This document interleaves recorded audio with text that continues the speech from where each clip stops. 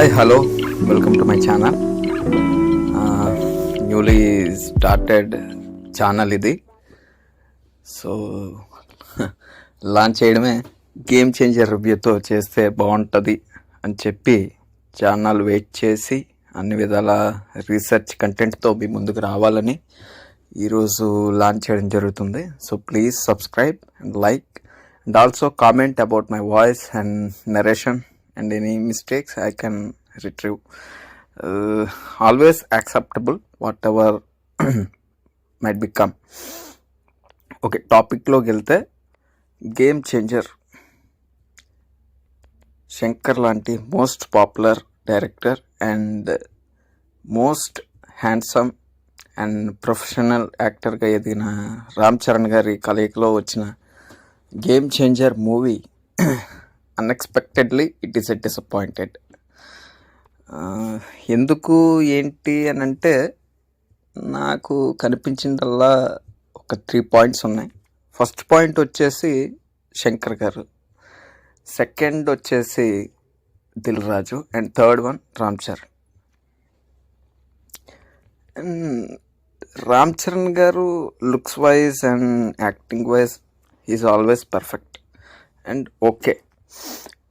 But చూసీగా, మరీ ఇంత చూసీగా ఉంటే దెబ్బైపోతారు. ఆల్రెడీ జరిగిపోయింది. ఇంత భారీ బడ్జెట్, చాలా టాలెంటెడ్ యాక్టర్స్ ఉన్నారు, విజువలైజేషన్స్ కూడా చాలా హైగా తీశారు. But unfortunately it was not worth. విషయం ఏంటంటే ఎవరిది తప్పు అని చెప్పలేం, కానీ ఫస్ట్ ఆఫ్ ఆల్ శంకర్ గారు ఇంకా అదే ఓల్డ్ నెరేషన్లో, ఓల్డ్ కాన్సెప్ట్లో ఉండడం అండ్ దానికి తోడు దీని ముందు వచ్చిన Indian 2 cinema most controversial subject అయిపోవడం అండ్ దట్ 2 అది కూడా జనాల మీద ఒక నెగిటివ్ ఇంపాక్ట్ అనేది పడింది. సో దానివల్ల కూడా కొంత మైనస్ అయితే అయ్యింది సినిమాకి.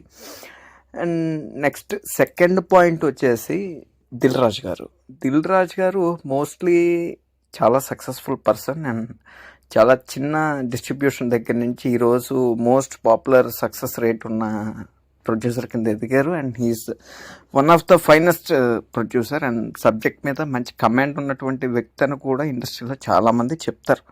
బట్ యాక్చువల్గా ఆయన స్టార్ట్ అయ్యింది జర్నీ ఒక లవ్ ఓరియంటెడ్ మూవీస్తో అండ్ లవ్తో కామెడీ మిక్స్ చేస్తూ అండ్ యాక్షన్ మిక్స్ చేస్తూ సమ్ ఆఫ్ దమ్. బట్ ఏదైనా కానీ లైన్, బట్ లవ్ అనేది అయితే మెయిన్ కంటెంట్ కింద ఉండేది అతని మూవీస్లో. అండ్ ఫ్యామిలీ రిలేషన్స్ కానీ ఎమోషన్స్ కానీ అవి కూడా బాగుండేది. అండ్ అప్పట్లో చెప్పే వాళ్ళు ఇతని దగ్గర ఒక పెద్ద టీం ఉండింది, అందుకని ఇతను ఇంతలాగా సక్సెస్ అవ్వగలుగుతున్నారు. ఎంతోమంది కొత్త డైరెక్టర్స్కి, కొత్త యాక్టర్స్కి కూడా అవకాశాలు ఇచ్చారు, పైకి తీసుకొచ్చారు అండ్ వాళ్ళతో పాటు ఇతను కూడా సక్సెస్ అయ్యారు. బట్ ఈ మధ్యకాలంలో లాస్ట్ 5 to 7 years అనుకుంటా మోస్ట్లీ మైట్ బి వారసుడు, నాకు తెలిసి. ఇంకేదైనా ఉంటే కూడా మీరు కింద కామెంట్ చేయండి. వారసుడు సినిమాతో అతని తాలూకా టైం మామూలుగా జరగలేదు, ఏకం రెట్రోలోకి పోయింది. అసలు ఎందుకు ఏంటి అనేది అయితే తెలీదు. ఆల్ ఆఫ్ సడన్గా ఒక తమిళ్ హీరోని మన తెలుగు ఇండస్ట్రీకి తీసుకొచ్చి ఇక్కడ ప్రొడ్యూస్ చేసి అతన్ని ఇక్కడ ప్రమోట్ చేయడం అండ్ తట్టు ఒక కాంట్రవర్సీ అనేది అయితే క్రియేట్ చేయగలిగారు. అండ్ అనుకోకుండా అది కూడా కొలాప్స్ అయింది. బట్ ఒక బిట్లో తప్పారు అని చెప్పి కూడా అనుకోవచ్చు ఆ మూవీ విషయంలో. But after that all of suddenly మళ్ళీ ఇతను సేమ్ తమిళ్ ఇండస్ట్రీ నుంచి ఒక డైరెక్టర్ని తీసుకొచ్చి తెలుగు ఇండస్ట్రీలోంచి ఒక హీరోని పెట్టి, సో ఇలా ఏదో సమ్ మిక్సింగ్. అంటే రెడీ సినిమాలో మనం బ్రహ్మానందంని రామ్ పోతినేని గారు ఒక బ్రహ్మ అన్నట్టు మీరు ఏదైనా చేయగలరు, మీరు ఏమనుకుంటే అది అవుతుంది. సో అలా ఏమైనా మరి ట్రై చేశారేమో. Unfortunately it was always backfire. So అది కొంచెం బాగా సబ్జెక్ట్ జడ్జ్మెంట్లో ఫెయిల్ అయ్యారని చెప్పి అనిపించింది. అండ్ దానికి తోడు ఇంత హై బడ్జెట్ హైక్ ఇవ్వడం కోసమనే 250 feet కట్అవుట్ కూడా పెట్టారనిపించింది. సినిమాకి ఎంతో కొంత ఇది ఇవ్వాలని. మోస్ట్లీ శంకర్ అనే డైరెక్టర్ విజువలైజేషన్ అనేది నెక్స్ట్ లెవెల్ అసలు ఇప్పుడు కూడా ప్రతి మూవీలో అతను ఓల్డ్ మూవీస్ మీరు చూస్తే కనుక మీకు తెలుస్తుంది. సో అలాంటి పర్సనాలిటీకి అటువంటి రేంజ్లో మ్యూజిక్ ఇవ్వగలిగే పర్సన్ అని ఒకరు ఉండుంటే ఇంకొంత బెటర్ అనిపించేదేమో. బట్ మ్యూజిక్ వైజ్ కూడా అంటే నేషనల్ లెవెల్లో మైకేల్ జాక్సన్ వచ్చి ఇక్కడ పాట పాడతానంటే మన వీధిలో తిరిగే వాళ్ళు డబ్బులు పట్టుకెళ్ళి పెళ్లి బ్యాండ్ వాళ్ళని తీసుకెళ్ళి వాయించినట్టు ఉంది. సో అది కూడా కొంత మైనస్ అవ్వచ్చు. సింక్ అవ్వలేదు అసలు ఎక్కడ కూడా ఆ విజువలైజేషన్కి అండ్ ఇక్కడ ఉండే మ్యూజిక్కి.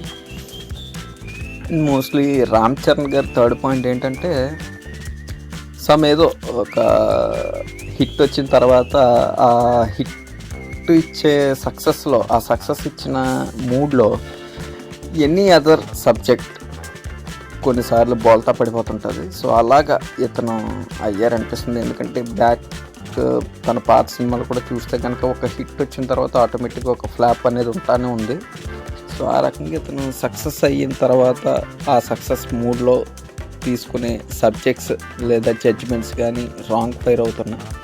అదొకటి మైనస్ అవ్వచ్చు. బట్ ఏదైనా కానీ ఒకసారి ఒక విజువల్ వచ్చిన తర్వాత దాన్ని చూడడం అనేది అయితే కంపల్సరీ. కాబట్టి ప్రతి ఒక్కరు వెళ్ళి చూడండి, ఎంజాయ్ చేయండి.